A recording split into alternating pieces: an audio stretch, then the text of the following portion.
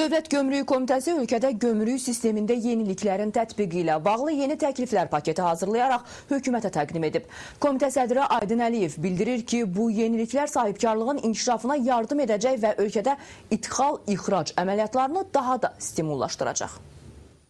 Azərbaycan Respublikası gömrük sistemində bəyan etmə tam elektronlaşdırılıb. Bir neçə gündən sonra sistem işə salınacaq. Dövlət Gömrük Komitəsinin sədri Aydın Əliyevin sözlərinə görə aparılan son yeniliklərdən sonra gömrük rəsmiləşdirilməsi ilə bağlı heç bir fiziki şəxs tərəfindən şikayət tipli müraciət daxil olmayıb. Nazirlər Kabineti bir neçə yeni sərəncamlar hazırlayaraq baxılması üçün Prezident Administrasiyasına təqdim edib.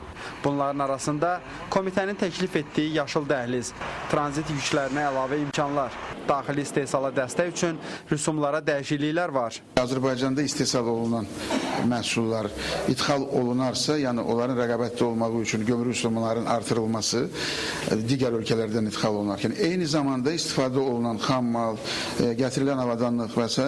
biz yəni rüsumların aşağı düşməsi, bəzi mallara isə, xam mala isə ümumiyyətlə götürülməsi barədə təkliflər hazırlayaraq vermişik. Gömrükdə qaçaqmalçılığa gəlincə, komitə sədri mühüm islahatlara zərurət olduğunu diqqətə çatdırıb.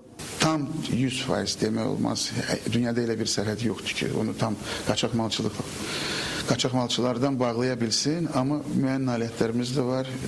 Eyni zamanda bilirsiniz ki, gömrük orqanında bu saat artıq şəffaflığın təmin olunması, mədənləşdirilməsinin təmin olunması və sahibkarlar da bunu bir çoxu, demək olmaz ki, hamısı başa düşür və qanun çərçivəsində fəaliyyət göstərməyə cəhd edir.